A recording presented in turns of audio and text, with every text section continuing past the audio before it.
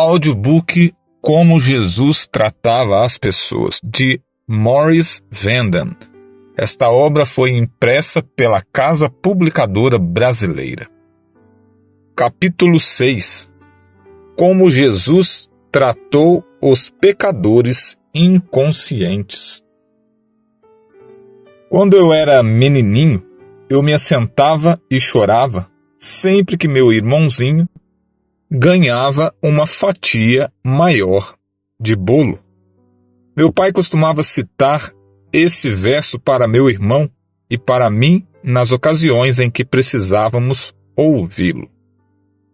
Uma vez, um bondoso membro da igreja deu um pacote de caramelos de Natal para o meu irmão e outro para mim, daqueles que ficam na boca por horas. Meus pais ficaram logo preocupados.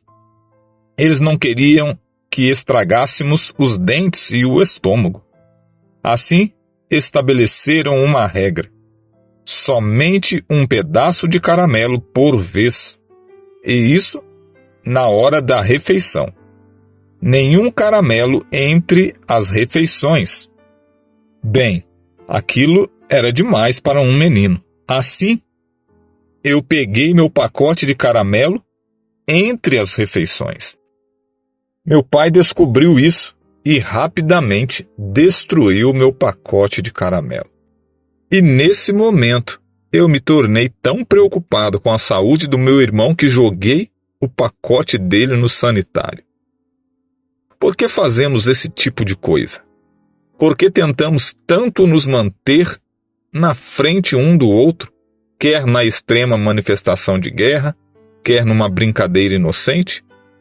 O que faz o futebol e outros esportes uma diversão nacional?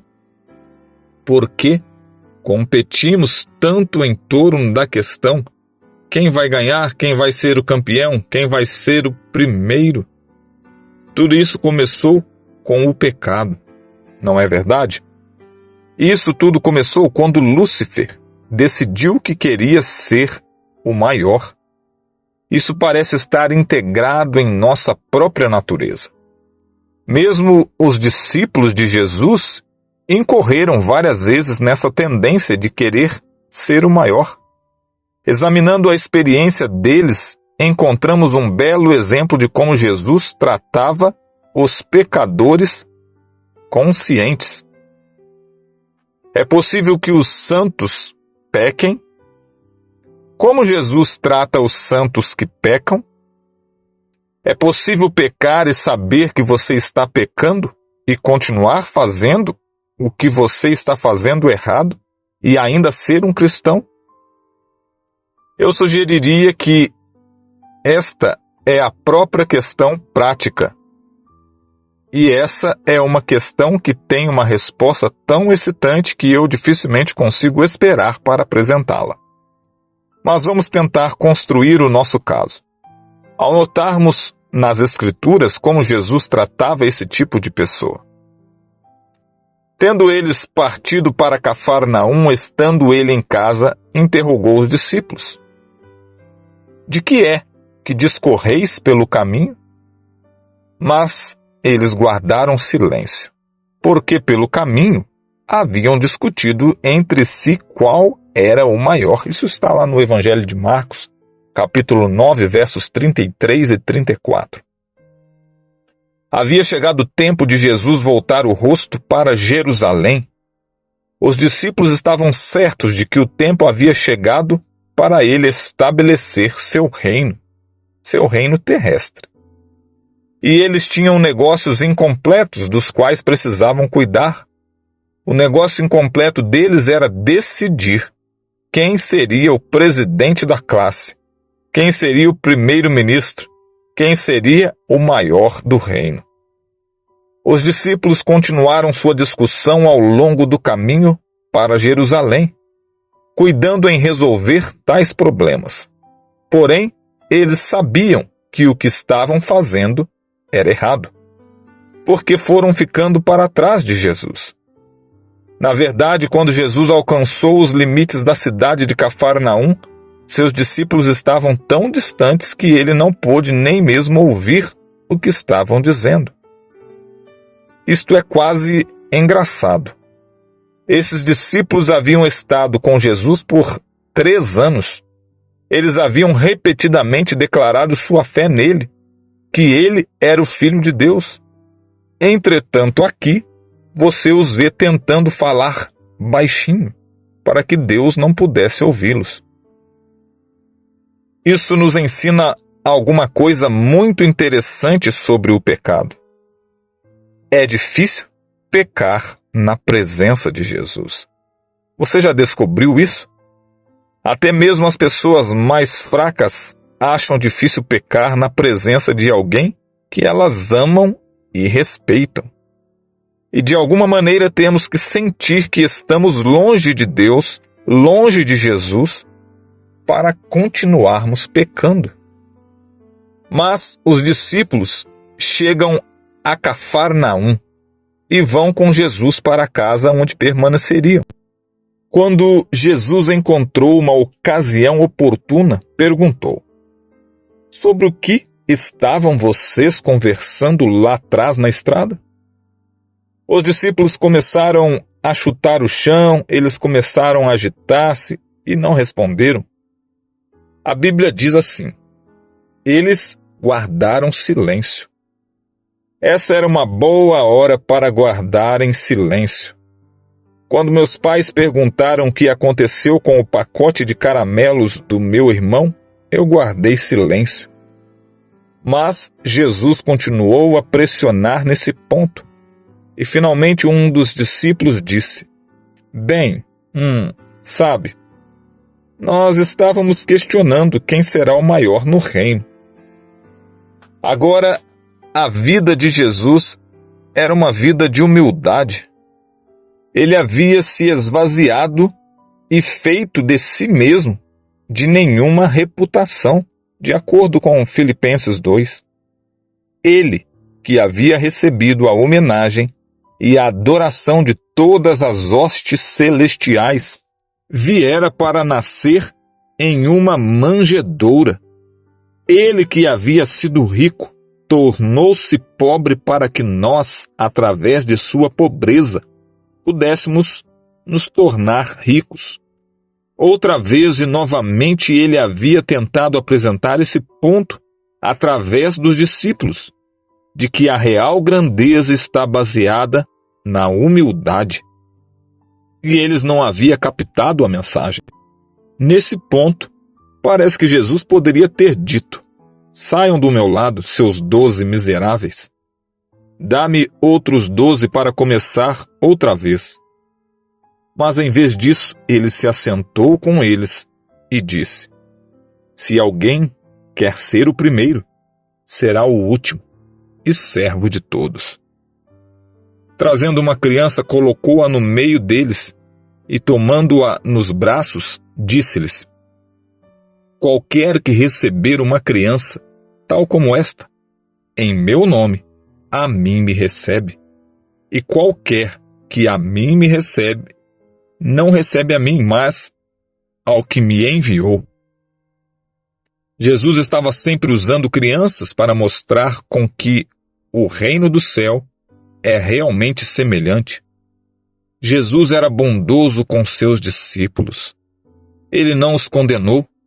Continuou pacientemente tentando ensinar-lhes as lições que eles tanto precisavam aprender.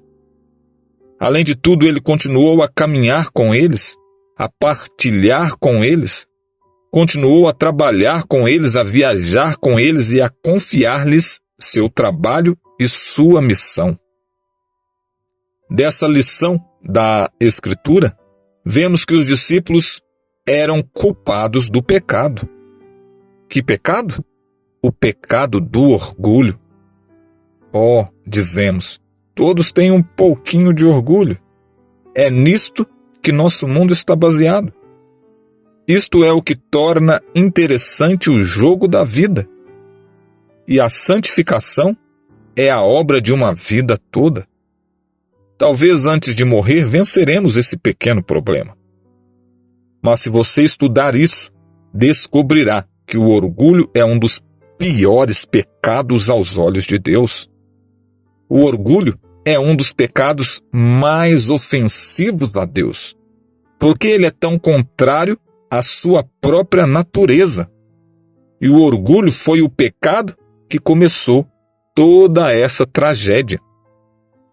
Assim, o pecado do qual os discípulos eram culpados não era apenas pecado, ele era um mau pecado.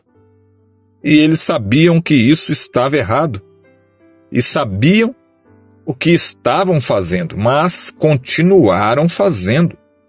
Eles continuaram fazendo isso o tempo todo, enquanto caminhavam com Jesus. Na verdade, eles ainda estavam nisso na noite da última ceia no cenáculo, logo antes da crucificação.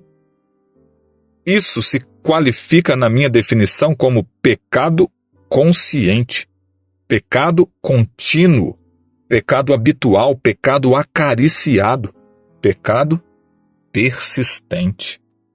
A Escritura nos ensina como Jesus trata os pecadores constantes, que sabem que estão pecando e continuam pecando. Alguém tem dito que o problema com esses discípulos é que eles não eram convertidos, mas eles tinham sido enviados para expulsar demônios, limpar leprosos e ressuscitar os mortos. Pessoas não convertidas fazem isto. Esses eram aqueles a quem Jesus disse quando eles voltaram da missão com os 70. Está relatado em Lucas capítulo 10, verso 20. Alegrai-vos, porque os vossos nomes estão escritos nos céus. Em João 3,3 diz que você não pode nem mesmo ver o reino do céu se não tiver nascido de novo. Assim, eu não posso aceitar a premissa de que esses discípulos não estavam convertidos. E daí? Como Jesus trata discípulos culpados de pecados conscientes? Ele fez sua clássica declaração em Mateus capítulo 12, verso 31. Todo pecado será perdoado aos homens. Não é isso uma boa nova? E se todo tipo de pecado for perdoado, então isso teria que incluir pecado consciente, pecado persistente, pecado habitual. Isso incluiria perdão dos piores pecados, tais como o orgulho, bem como outros pecados tais como assassinato e adultério, e tudo o que você queira mencionar. Jesus ofereceu perdão para todos os pecados e continuou a caminhar com os discípulos ao eles aprenderem o que ele estava tentando ensinar-lhes. Poderia ser fácil concluir que talvez pecar, afinal, não seja tão mal. Talvez pecar não seja grande coisa. Talvez obediência e vitória não sejam necessários ou nem mesmo possíveis. Mas precisamos relembrar o que Jesus disse a Maria quando ela foi arrastada até ele. Ele disse: "Eu não te condeno." Isto é uma boa notícia. Mas ele não parou aí. O que mais disse ele? Ele disse: "Vai e não peques mais." Isso é igualmente uma boa notícia. Deus ama os pecadores, isto é verdade, mas Ele odeia o pecado. Ele provê poder para vencermos o pecado. Ele provê poder para obedecermos, poder para sermos vitoriosos. Ele também tem provido perdão para cristãos em crescimento, fracos, imaturos. E ele continua a caminhar com eles. O poder está disponível para ir e não pecar mais. Mas é a aceitação e amor de Jesus, o contínuo relacionamento com ele, que nos traz esse poder de ir e não pecar mais. Essa é a razão porque é absolutamente necessário que qualquer pecador constante seja apto a contar com a aceitável presença de Jesus enquanto ainda está aprendendo como experimentar o poder que está disponível. A única pessoa que cresce além de seus erros é aquela que sabe que é amada e aceita mesmo enquanto erra. Mas isso dá permissão para pecar? Não, de maneira nenhuma. É exatamente esse relacionamento com Jesus que leva à vitória. Com base nessa história da Bíblia, podemos concluir que é possível ter, ao mesmo tempo, na vida, um relacionamento contínuo com Deus e cometer pecados conscientes. Os discípulos tinham contínuo relacionamento com Deus e cometiam pecados conscientes ao mesmo tempo. Certo ou errado? Mas, embora seja possível ter ao mesmo tempo um relacionamento com Deus e pecados conscientes, mais cedo ou mais tarde, um dos dois deixará de ocorrer. Judas era esperto. Ele compreendia esse princípio. Ele decidiu que não queria que seu pecado deixasse de ocorrer. Assim, deliberadamente rompeu seu relacionamento com Jesus em favor do pecado. Agora chegamos ao ponto real do pecado acariciado, pecado aparatoso, pecado consciente. Judas sabia o que fazer para vencer o pecado e escolheu deliberadamente não fazê-lo.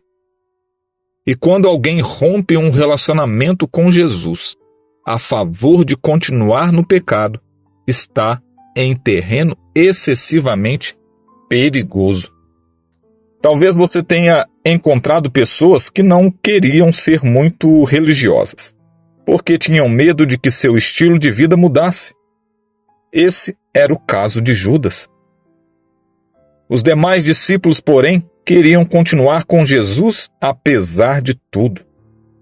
João, por exemplo, ele era o discípulo que estava sempre ali. Nada podia tirá-lo do lado de Jesus. Ainda assim, ele gastou 3 anos para aprender como aceitar a vitória que Jesus tinha a oferecer. E a despeito de seus problemas, que eram plenamente tão maus quanto os de Judas, ele continuou a caminhar com Jesus. Os anos passam. João é o último que resta, o último dos discípulos. Todos os demais haviam morrido como mártires. Talvez os amigos tenham vindo visitá-lo ali em Roma. Eles o ouviram dizer coisas como: amados, amemo-nos uns aos outros, porque o amor procede de Deus. 1 João 4, verso 7. E eles dizem: João, você mudou. João olha para eles e pergunta: quem? Eu? Porque as pessoas que mudam são as últimas a saberem disso, as últimas a anunciarem isso. Mas a graça de Deus tinha feito sua obra em João. João tinha sido conhecido como um dos filhos do trovão, mas agora ele diz: amados, agora somos filhos de Deus e ainda não se manifestou o que havemos de ser.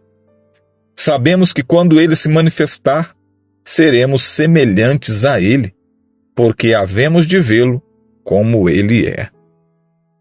Por favor, meu amigo, minha amiga, posso relembrá-lo que se você continua a conhecer Jesus como seu amigo pessoal dia a dia, pela oração e pelo estudo de sua palavra, se nada tira você de seu lado, você se unirá a João, o amado, experimentando uma transformação do caráter.